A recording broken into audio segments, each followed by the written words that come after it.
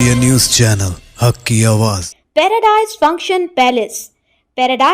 Palace महबूब नगर रुकन assembly NM Srinivas Reddy ने media से गुफ्तगू करते हुए कहा कि मीडिया या और दीगर अफराद जब भी मुझसे मुलाकात के लिए आएं, फूल गुलदस्ता और मिठाई लाने से सख्त परहेज करें।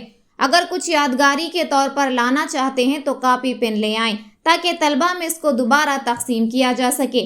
रुकन असम्बली एनएम श्रीनिवास रेड्डी का ये कहना काबिल सताइश है। इससे पहले किसी ने भी इस जानिब खास तवज्जो नहीं दी। मुलाकात करने वालों को चाहिए कि एमएलए एनएम श्रीनिवास रेड्डी की हिदायत के मुताबिक कापी पेन ले जाएं ताकि तलबा का फ़ायदा हो।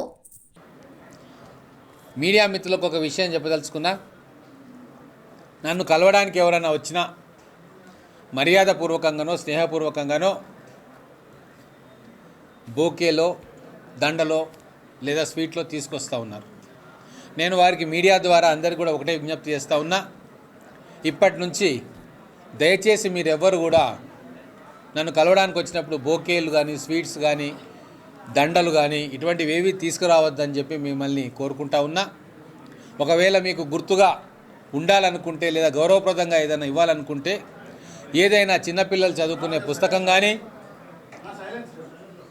లేదా ఏదైనా నోట్బుక్ కానీ ఇస్తే దాన్ని మన ప్రభుత్వ పాఠశాలలో చదువుకునే విద్యార్థులకు మళ్ళీ వాటిని తిరిగి ఇచ్చే ఒక సాంప్రదాయాన్ని నెలకొల్పుకుందాం.